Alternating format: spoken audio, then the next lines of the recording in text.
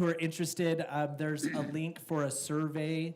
They're taking feedback on naming the district right now, among other tasks that they're going after. So if you have any opinions or feedback about the name, right now it's called the Timpanogos School District, and they're looking to see if there's any feedback about changing that. Which was the name we gave as a temporary interlocal. So all the 4 cities came together and had a temporary commission. So we had to register something. So Timpanogos, so if we want to keep that name, give your feedback. If you have a new name, give your feedback. Yeah, so that's one of the first things they're tackling. The Communities That Care just finished up some programming that wanted me to share some reports on. The Guiding Good Choices Strengthening Families class had 100% attendance from all the families that were participating in it and really had a good time. They've completed Red Ribbon Weeks at Lindon Elementary, Timpanogos Academy, Oak Canyon Junior High, and Rocky Mountain, and they're starting the parent education portion of that program now. They've also have an event coming up in January, the Community Connection. It will be held at Timpanogos High School, January 12th, 7 o'clock to 8:30, and there will be a variety of workshops, one on how to talk and connect with your teen, another on mind over media, and then another on coping skills. They've also finished up a couple sessions of a kintsugi. It's like a Japanese pottery making class, and they've added some coalition members, so they're doing a lot of great things. All right, thank you, Councilmember Hooley. All right. All right, thank you. We have many ditches, canals in Lindon City. And the main ditch, I love that name. We've just been finishing piping that, and the landscape rehabilitation is occurring now. There will be 74 trees planted for your tree board, if they want to know that, and for the property owners, and that'll be coming up. We hope that they will have a need for this, but the Public Works Department is getting the snow plows ready to go, and hopefully we get some snow and we'll actually be able to use that, but they want to be prepared for any snow that will come. And last thing, cemetery ongoing. I would invite anybody to go by to see the cemetery expansion. The asphalt's in. They're doing some concrete work, and I'm gonna try to say this correctly, columbarium footings. Columbarium. There you go, thank you, I knew I wouldn't get it right. There's a whole new vocabulary and We dictionary. don't want it to sound like a of terms. colonoscopy. So that is ongoing. It'll be pretty exciting for the city to have that available for our residents, and invite anybody to go by and take a look. Construction is ongoing, so you'd have to just look in and see, but. There's a beautiful central little garden for the columbariums and the cremated remains to have a special place there in the cemetery. Thank you so much. Thank you, Council. Anything else? Is that it for you? Sorry, I didn't mean to cut you off, Van. That's it. Okay, wonderful. Thank you, Council, for all your good work with your liaison assignments. I will now turn the time over to our administrator's report, which is item number 5. Just a few quick things. We have the employee Christmas lunch. If you haven't RSVP'd, please check out your email. He sent something out today as a reminder. And then just from the League of Cities and Towns, are you all signed up to receive their weekly newsletter? I'm seeing a few, maybe not. I haven't seen it in a while. I did. Okay.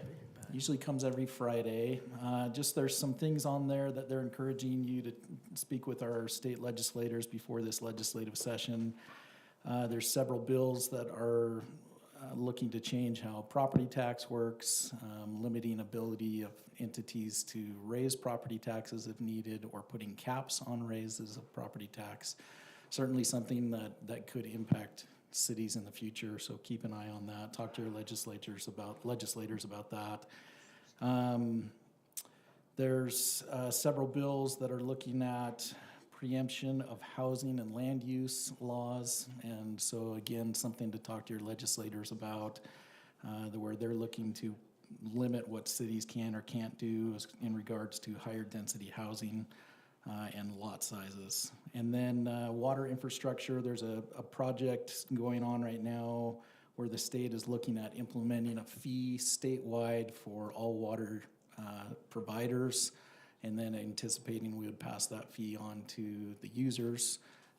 Part of that is there's some federal funding for water system grants that is going away, and they're looking at trying to build some state funding opportunities through collection of this fee. And this would be based on people's usage, probably in the $1 to $3 per month range.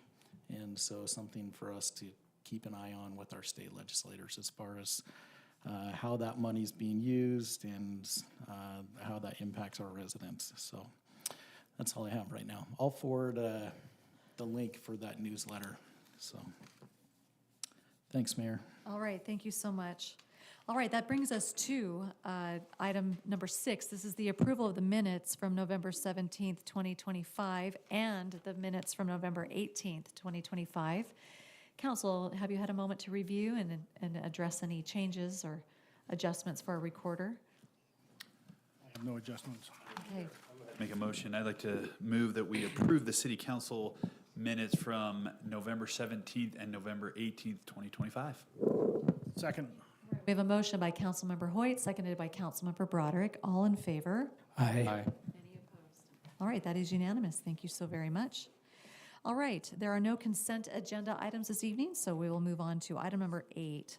And this is a public hearing regarding the wildland urban interface ordinance, some federal regulations and things like that. We're going to get a little background here. So let's go ahead and I would entertain a motion, open the public hearing, but then we'll have our staff present before we have public comment. I make a motion to open a public hearing. A second. Okay, motion by Councilmember Broderick, seconded by Councilmember Stewart. All in favor? Aye. All right, thank you so much, and we'll have the presentation by our planning director, Mike Florence, Community Development Director. Sorry, let me give you the right title here. Thank you. All right, thanks, Mayor and Council. I'd also like to invite our representatives from Orem Fire come up and help me with my presentation. If you have any questions, we also have Bryce McConkey, our building official here, to answer any questions as well on building code requirements. You got to get in the hot seat there, Randy. I thought doing the pledge was enough.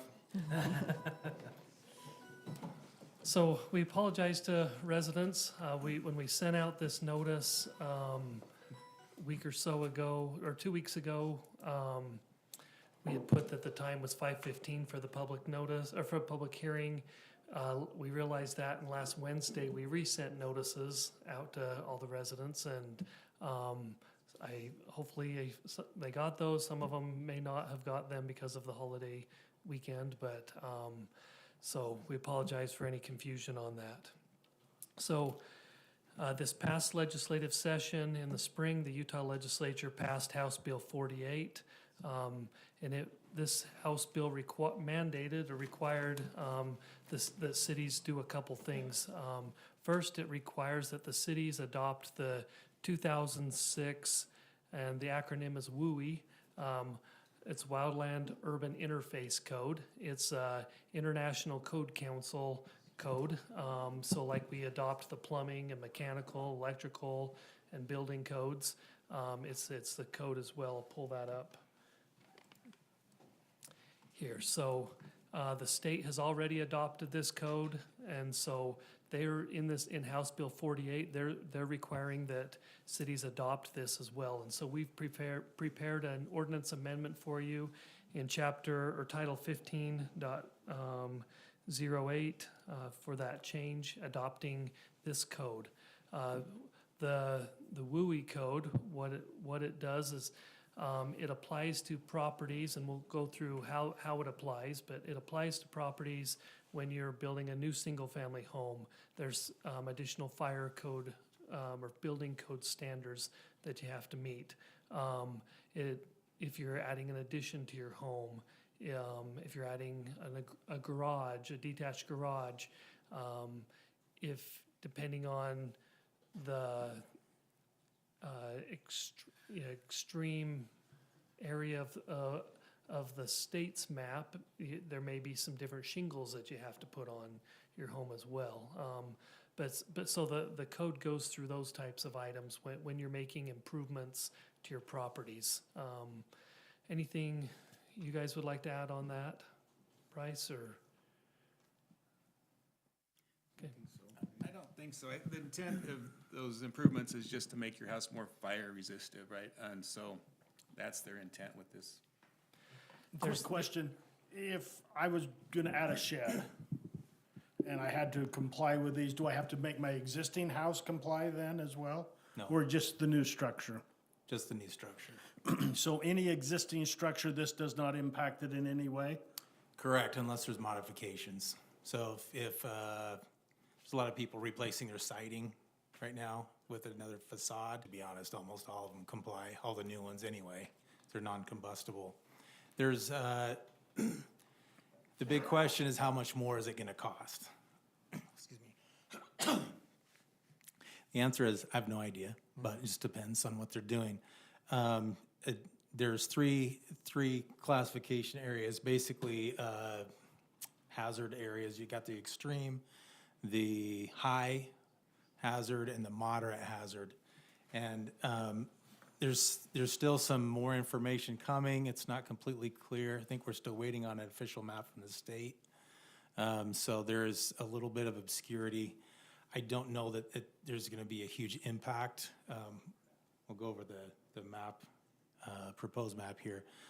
But the intent, of course, is to minimize the fire risk. You have some defensible space, like 30 feet, I think it's 30 feet, away from the structures. It's all intended just to minimize the risk to pass a fire in either direction, either to the wildland area or from wildland into the structure, and create some fire or some life safety hazards there. You had mentioned a facade change, but what if I was doing, and you mentioned roofing, if I was re-roofing my house and I fit into this map, would I have to then use whatever standards are gonna be listed? Yeah, I think it'd probably be helpful to go over the map And there's first, and then I can answer those questions. Yeah, and there's two maps, so I can be clear. There's a map, and that's the next thing I'll go into. There's a WUI zone map that that Lindon City and all municipalities are required to adopt. And so we will have our own map designating which properties those are. Let me pull that up here. While you're pulling that up, I'm hearing, at the beginning, I thought somebody said federal regulations that have changed. This I'm looking at is state bill change. How much of this is federal, how much of this is state that we're gonna be discussing tonight? It's all state, really. I mean, it's all from House Bill 48. And I think of the reason, a lot of it is, as they highlighted, a lot of the fires that have taken out quite a few cities in the last couple of years, like there's several in California and other places. I think that's kind of where this program started, to kind of mitigate that and make sure that as a community that we are, we're defending ourselves, and then we're not going to get, we're not going to fall victim to kind of some of what's happened to some of the other cities and stuff. Like if you think about Paradise or some of these others in California where the fire literally took the whole city. And I don't know that that's our danger here, but that's something that the state has adopted. And this WUI code's actually been adopted by the counties already, and now it's kind of fallen to each jurisdiction to adopt this code. So the counties have kind of been on board for I think 2 years already. So yeah, so this is kind of newer on a city level, but on a county level, they've already worked with it. And kind of like Bryce was saying, as far as the state's map is coming, that's something that we don't have. We can't share with you, but we can share what, from the projected things that the state has given us, and that's kind of what we used to help figure out what we were going to, or really what the city wanted to do for their map. So as we look at this map that you're gonna pull up, did we have any variance in where we could put these lines, or is it the state stipulating where Yeah, they need to be? So let me go through the Okay. two maps real quick. So this is the city's WUI map that we're proposing. So everything in orange would be in the Lindon's WUI zone area. And so what we've done is the Canberra Heights development, we added that whole development because if you look at their subdivision plat, they have specific fire flow, fire sprinkling